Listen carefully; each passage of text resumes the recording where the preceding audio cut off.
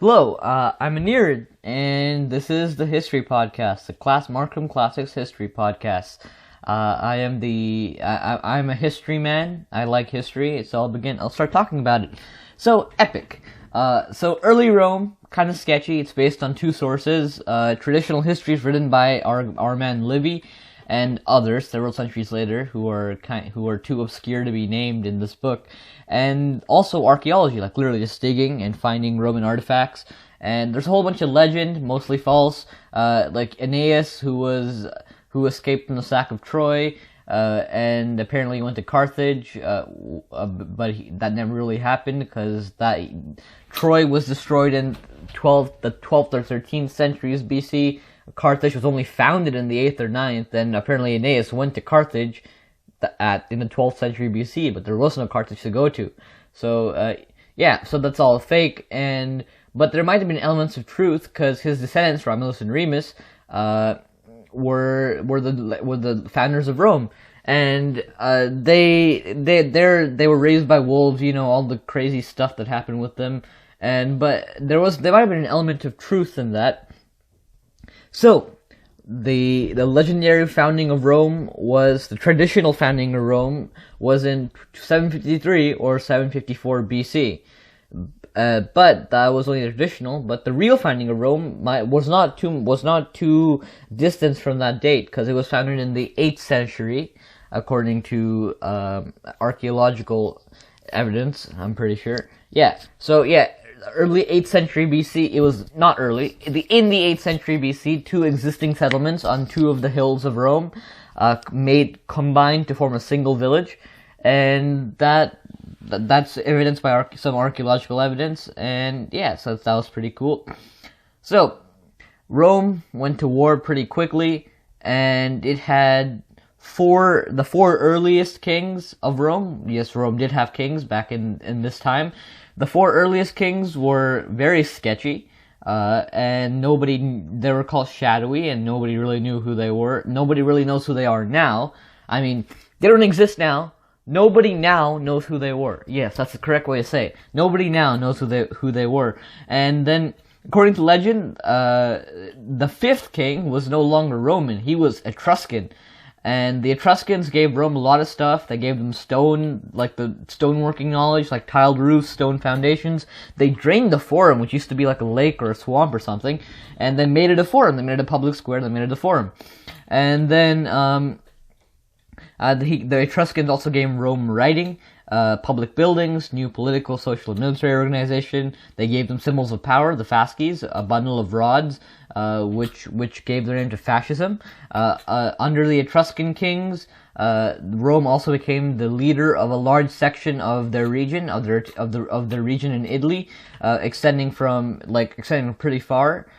From some hills to the Tiber mouth in the west, like the Alban Hills to the Tiber mouth in the west.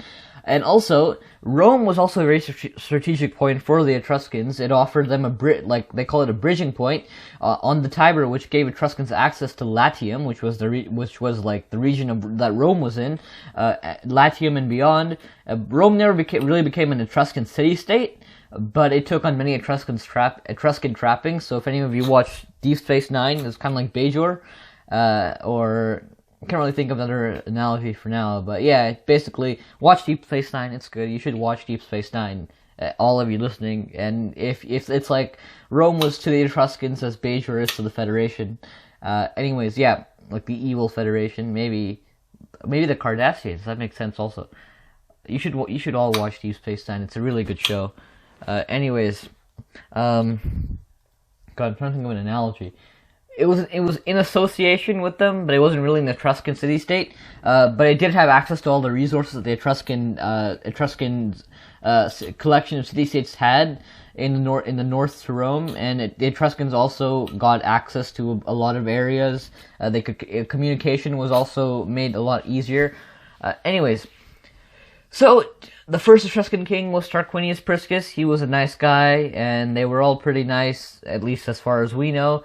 Tarquinius Priscus came to power in 616 BC, but in the end, in 510 BC, the last Tarquinius Superbus, Tarquin the Proud, was the last king of Rome, and he was the last king of Rome because he was kind of a jerk, and because his son was a bigger jerk, and possibly one of the aside from genocide people, possibly the biggest kind of jerk that humanity has to offer.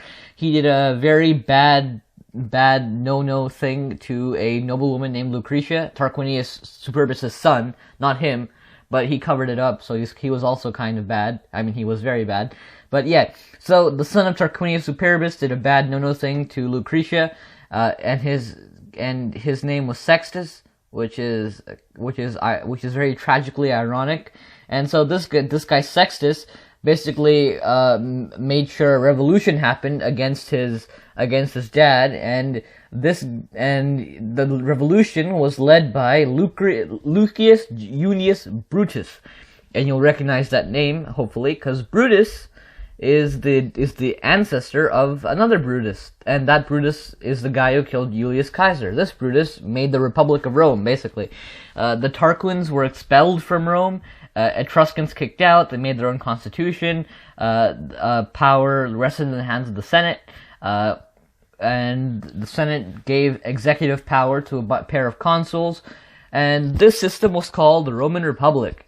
But it wasn't really that simple. The Etruscans didn't really want to let go of Rome, which was a pretty good city, and Tarquin the Proud came back, and this time he came with help from Lars Porsena, who was the ruler of the Etruscan city of Clusium.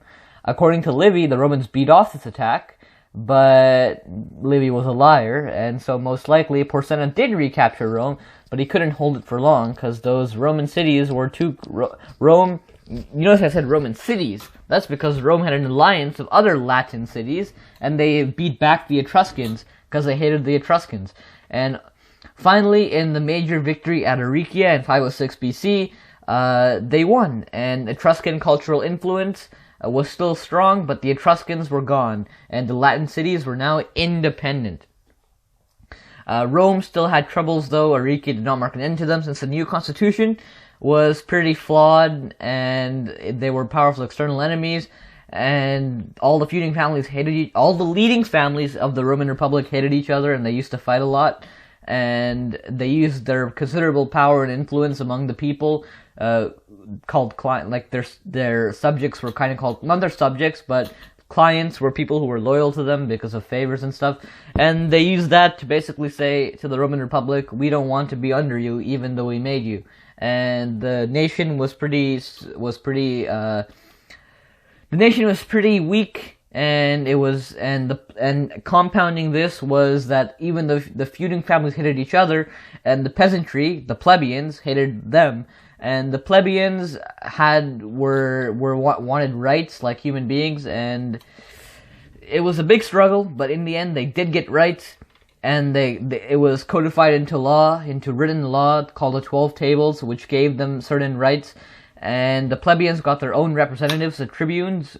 Before this, I guess they didn't really have any representatives. And it was only in the 4th century, though, I'm pretty sure BC, that they were given the right to stand for the consulship and other major offices of state.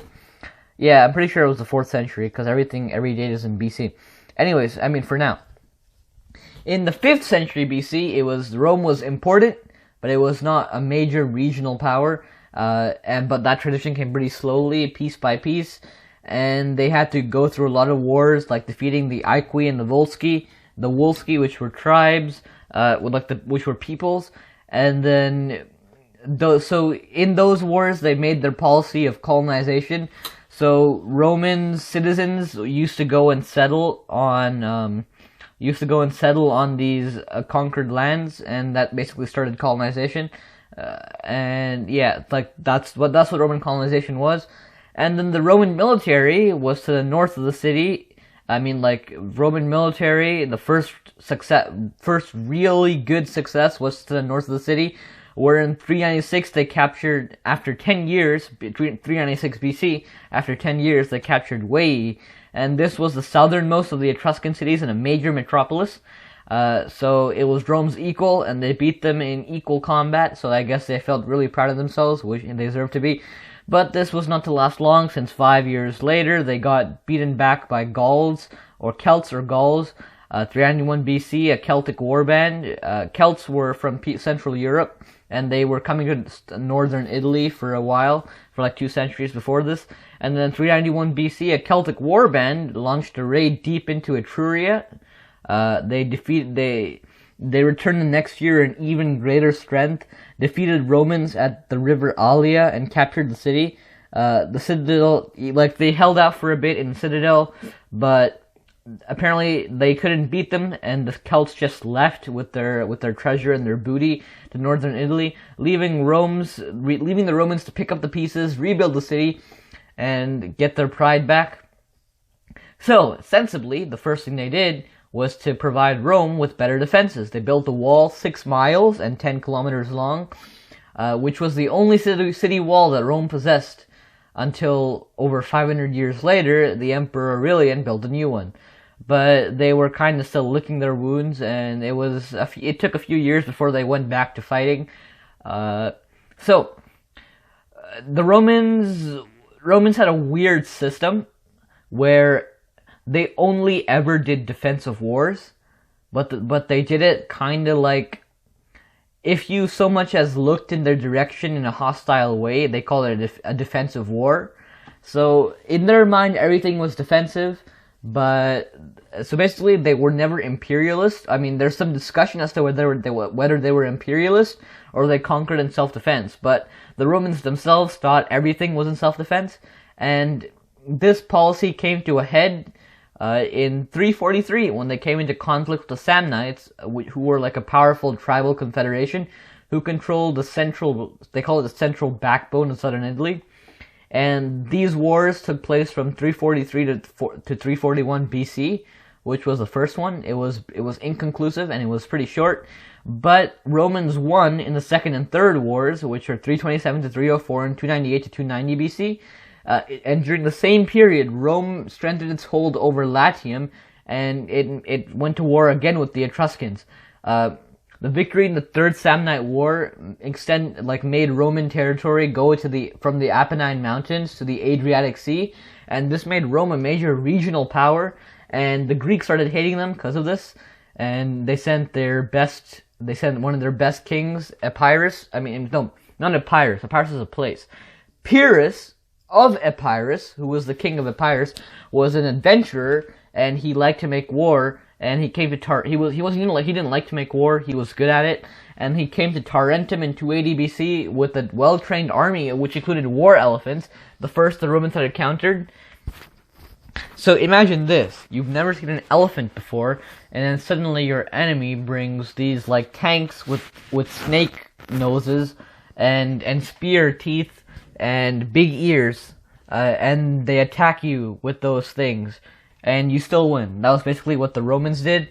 And even though Pyrrhus won some victories, he lost the war in 275 BC, and Tarentum itself fell. Tarentum was where he landed, and Tarentum fell to the Romans in 272.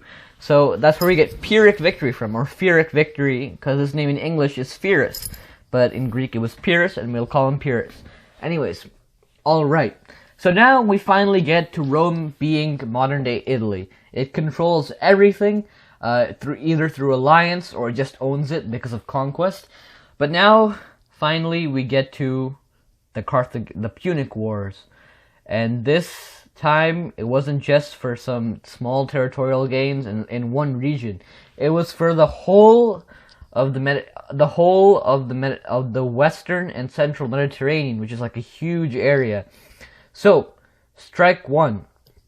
I mean, not strike one. To set the scene, Rome's principal advantage, like Rome's main advantage, lay in the enormous reserves of Italian manpower on which it could call. There was a whole bunch of people in Italy, and Italy was very fertile, so people liked to live in Italy.